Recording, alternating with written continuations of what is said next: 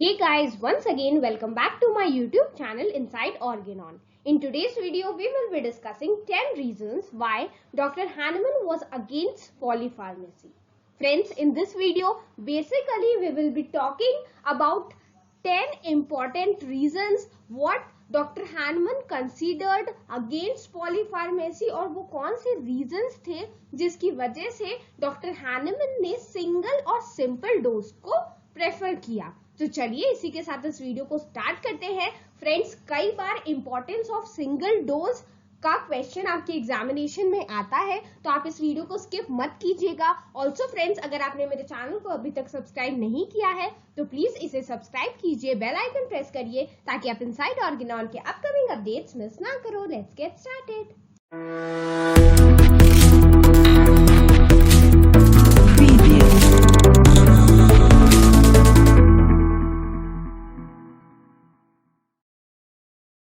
Now friends, before dealing with the fact about 10 reasons why Dr. Hahnemann was against polypharmacy, हमें ये पता होना चाहिए कि polypharmacy होती क्या है। So, polypharmacy क्या होती है? Polypharmacy means the mixing of many drugs in one prescription. Friends, आपने कई लोगों का प्रेस्क्रिप्शन देखा होगा, स्पेशली एलोपैथ्स जो प्रैक्टिस करते हैं उसमें they use certain drugs for a single patient. So वो जो मेनी ड्रग्स का यूज होता है, mixing of many drugs in one prescription, that is known as polypharmacy. Now let's see Dr. Hahnemann's point of view that why he was against that. Dr. Hahnemann's view. Hahnemann was the first who raised his voice against such a practice and advised the application of single medicine in a single form in the world of therapeutics. ये mention किस aphorism में किया गया है friends, ये याद रखना बहुत ज्यादा जरूरी है। दैट एफोरिज्म नंबर 272 और 273 में इसके बारे में डिस्कस किया गया है। एंड बेसिकली अगर आप स्पेसिफिक लाइन का देखो तो ये सेक्शन नंबर 272 में मेंशन की गई है और वो स्टेटमेंट ये है that in no case it is requisite to administer more than one single simple medicinal substance in one time. So doctor Hahnemann कहते हैं कि किसी भी केस में ये रिक्वायर्ड नहीं है, ये रिक्विजाइट नहीं है कि आप एक से ज्यादा जो होम्योपैथिक रेमेडी है, मेडिसिनल सब्सटेंसेस है, उसको एक पेशेंट में एडमिनिस्टर करो। सो फ्रेंड्स, ये स्टेटमेंट बहुत ज्यादा इंपॉर्टेंट है। अगर आप कभी भी जो सिंगल सिंपल मेडिसिनल सब्सटेंस के एप्लीकेशन की बात करो तो आपको ये एक्सप्लेन करना बहुत ज्यादा जरूरी है। The first reason for applying only single simple medicine at a time is the medicines of homeopathic Materiamedica were proved singly, and so the action of the mixture of two or more drugs on human body is not known. Friends, हम सबको पता है, मैंने आपको drug proving पढ़ाई भी हुई है, दैट ड्रग प्रूविंग में एक इंडिविजुअल के ऊपर एक ड्रग प्रूव की जाती है और अगर आप अब उस इंडिविजुअल के ऊपर दो ड्रग्स एक साथ अप्लाई करोगे तो आपको नहीं पता। सपोज एकोनाइट की प्रूविंग की गई है और आप किसी पेशेंट को अब एकोनाइट दे रहे हो, उसके साथ कोई और रेमेडी दे रहे हो, तो सपोज दो रेमेडी का अब जो एक्शन होगा वो सिनर्जिस्टिक हो जाएगा, जिसकी वजह से क्या हो सकता है, कई बार कुछ ऐसे सिम्टम्स प्रोड्यूस हो सकते हैं जो कि उस इंडिविजुअल की बॉडी के लिए फेटल भी हो सकते हैं। सो दैट इज व्हाई ये रीजन है कि सिंगल सिंपल मेडिसिन यूज की जाती है, क्योंकि ड्रग प्रूविंग भी वैसे ही की गई है। एक इंडिविजुअल पे एक से ज्यादा रेमेडीज ना ही प्रूव की गई है और ना ही ये एडवाइज्ड है कि ऐसा कभी भी ड्यूरिंग प्रेस्क्रिप्शन राइटिंग भी किया जाए।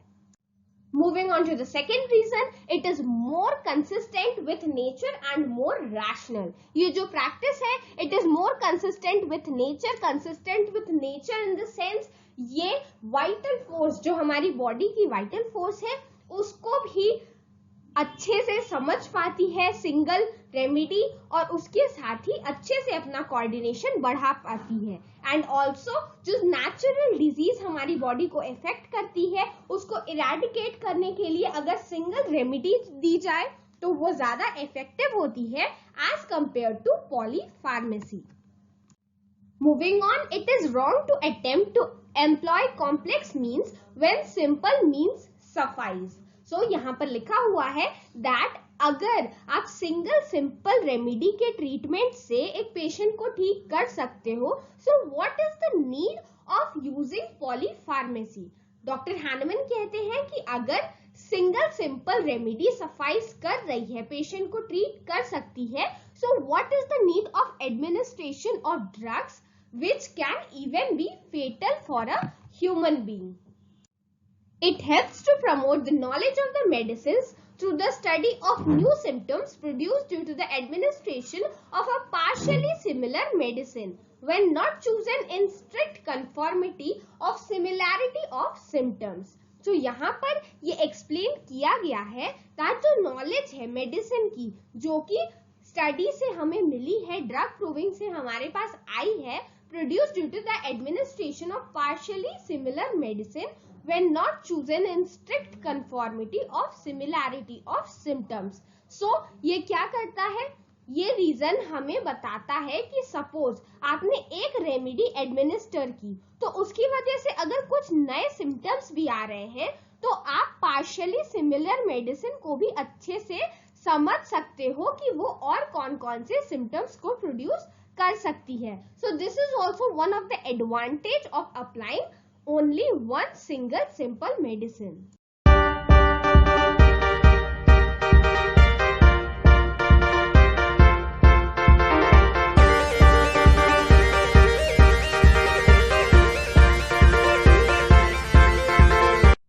The curative element in a mixture of medicines cannot be identified and hence source of future guidance will remain obscured. So यहाँ पर लिखा हुआ है that the curative element in a mixture of medicine cannot be identified. Suppose एक person है, वो certain disease से सफर कर रहा है, आपने उसमें 1, 2, 3, 4 and 5 रेमेडीज एक साथ एडमिनिस्टर की. नाउ ये पेशेंट क्योर हो गया, मतलब उसकी जो भी सिम्टम्स थे वो रिमूव हो गए, बट क्या आप पता लगा पाओगे कि वो कौन सी रेमेडी की वजह से ठीक हुआ है? क्या वो फर्स्ट वाली थी, क्या वो थर्ड वाली थी, क्या वो फिफ्थ वाली थी? आप ये पता लगाना काफी आपके लिए मुश्किल हो जाता है. तो अगर आपके पास फिर से ऐसा ही पेशेंट आएगा तो आप उसके साथ क्या करोगे? आप फिर यही 5 रेमेडीज एडमिनिस्टर करोगे ताकि आपका फिर से तुक्का सही लग जाए. But that should not be the case. और ये अगर आपने सिंगल सिंपल रेमेडी से कर लिया तो आपको पता चल जाएगा कि एक सर्टेन केस के लिए ये रेमेडी सूटेबल है, तो फर्दर आप फ्यूचर गाइडेंस के लिए उसे यूज कर सकते हो. The polypharmacy will create confusion regarding second prescription. Friends, what is second prescription? Patient जब भी आपके पास आता है, आपने उसे एक प्रेस्क्रिप्शन दिया, आफ्टर दैट वो जब सेकेंड विजिट पे आपके पास आएगा या फिर कोई भी सब्सिक्वेंट विजिट जो भी पहले वाले के बाद आती है, suppose this is the first time जो पेशेंट विजिट कर रहा है, ये सेकेंड टाइम था, उसके बाद थर्ड टाइम पेशेंट आपके पास विजिट किया, so now this second prescription is the second prescription to the first one. लेकिन ये जो थर्ड प्रेस्क्रिप्शन है ये भी सेकेंड प्रेस्क्रिप्शन है सेकेंड वाले प्रेस्क्रिप्शन का.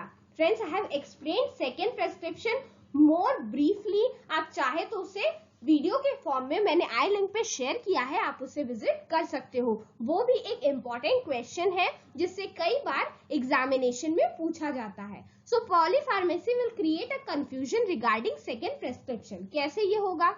सपोज एक पेशेंट को आपने कुछ रेमेडीज दी, उसके बाद नेक्स्ट टाइम जब वो आएगा तो उसमें सिम्टम्स मिल रहे हैं और आपको अब वो रेमेडीज चेंज करनी है, बट जैसा कि हमने पहली स्लाइड में देखा, आपको पता ही नहीं है कि कौन सी रेमेडी ने उसके बॉडी को इफेक्ट किया है, तो आप कैसे चेंज करोगे अपना प्रेस्क्रिप्शन? सो पॉलीफार्मेसी क्रिएट करती है confusion regarding the second prescription. Moving on, polypharmacy, if continued for a prolonged period, may produce drug diseases. Drug diseases क्या होती है? जो बहुत ज्यादा एडमिनिस्ट्रेशन ड्रग का किया जाता है, वो होने के बाद बॉडी में सर्टेन सिम्टम्स हमेशा के लिए प्रोड्यूस हो जाते हैं and that is known as drug diseases. So polypharmacy को अगर कंटिन्यू किया जाए, एक पेशेंट में लगातार रेमेडीज का एडमिनिस्ट्रेशन किया जा रहा है, उसकी हेल्थ में सर्टेन बेनिफिट्स आ रहे हैं, कुछ इम्प्रूवमेंट हो रहा है बट वो प्रॉपरली ठीक नहीं हो रहा है। एंड वो जो पॉलीफार्मेसी का आप डोज बढ़ाते जा रहे हो, उसे रेमेडीज दिए जा रहे हो, तो ये क्या करेगा, ये सर्टेन बॉडी में जाकर फिर से वो एक बहुत बड़ी डिजीज प्रोड्यूस कर लेगा, वो कई ऑर्गन्स को इफेक्ट कर देगा। सो पॉलीफार्मेसी का ये एक और जो क्या कह सकते हो आप इसे डीमेरिट है, दैट ये ड्रग डिजीजेस प्रोड्यूस करता है। ड्रग डिजीजेस क्या होती हैं, इन्हें हम आर्टिफिशियल क्रोनिक डिजीज कहते हैं। मैंने ये भी एक्सप्लेन किया हुआ है, वीडियो में आई लिंक पे शेयर कर रही हूँ, आप उसे विजिट करिएगा, वो कई बार शॉर्ट नोट्स के फॉर्म में एग्जामिनेशन में पूछा जाता है। Let's move on to the next one. Cure is not possible if polypharmacy as vital force cannot react secondary curative action simultaneously against the different components of the mixture of medicine. Now, cure कब होता है? Cure तब होता है जब जो medicine आपने administer की हो वो वाइटल फोर्स में सर्टेन चेंजेस लाने में कैपेबल हो जाती है, जिसकी वजह से जो हेल्थ में डिरेंजमेंट हुआ है वो ठीक हो जाता है। बट अगर आप पॉलीफार्मेसी यूज करोगे तो यहाँ पर ये वाइटल फोर्स के साथ रिएक्ट नहीं कर पाएगी और ये क्या करेगी, उसकी वजह से जो सेकेंडरी क्यूरेटिव एक्शन था, दैट मीन्स जो क्योर हो रहा था, वो पॉसिबल नहीं हो पाता है। Homeopathy considers the different symptoms of a patient as the manifestation of the dynamic derangement of vital force, which is unit in nature. Hence, patient should be considered as a unit.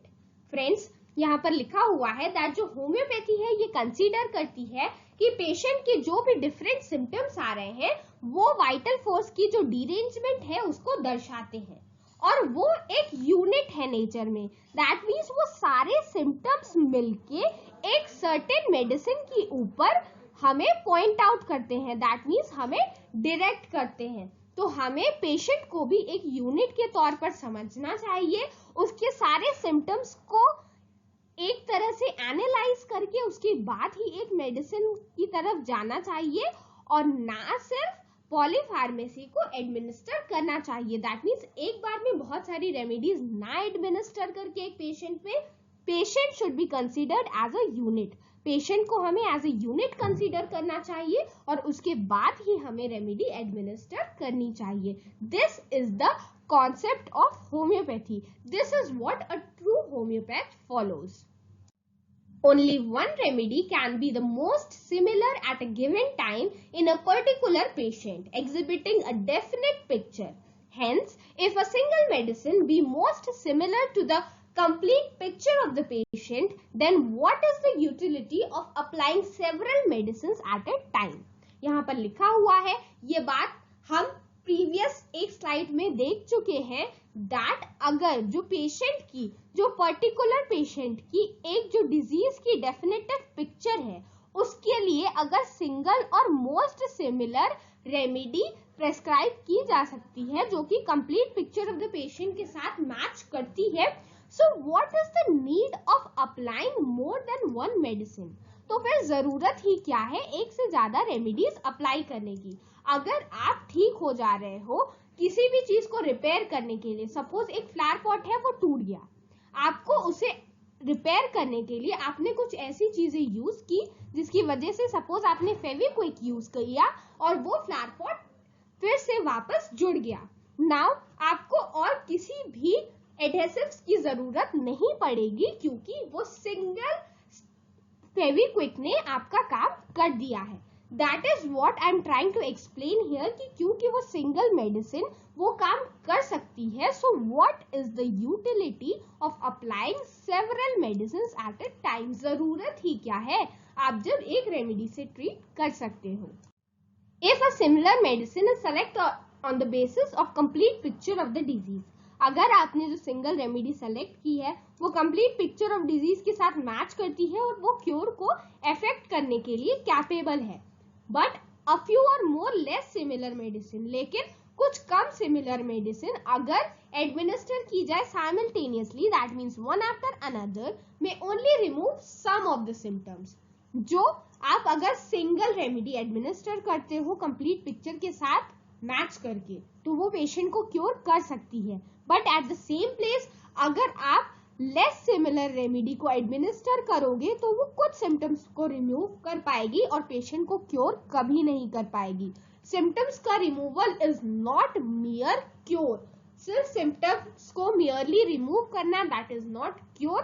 Patient की health को normal पे restore करना that is what is known as cure.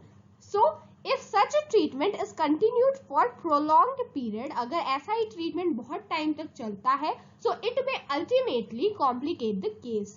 So ये क्या करेगा, case को complicate कर देगा। कई बार आर्टिफिशियल क्रोनिक डिजीज डेवलप हो जाती है, ड्रग डिजीजेस डेवलप हो जाती है, जिसको फिर इरेडिकेट करना बहुत ज्यादा मुश्किल हो जाता है। So friends, this is all about today's session. I hope this video was helpful. अगर आप चाहते हैं कि मैं ऑर्गेनॉन से रिलेटेड ऐसे ही और वीडियोस अपलोड करूं, तो प्लीज इस वीडियो को लाइक करिएगा, अपने फ्रेंड्स के साथ शेयर करिएगा। ऑल्सो फ्रेंड्स, अगर आप मेरे चैनल पे पहली बार विजिट कर रहे हो तो प्लीज प्लीज प्लीज इसे सब्सक्राइब कीजिए, बेल आइकन प्रेस करिए ताकि आप इनसाइड ऑर्गेनॉन के अपकमिंग अपडेट्स मिस ना करो।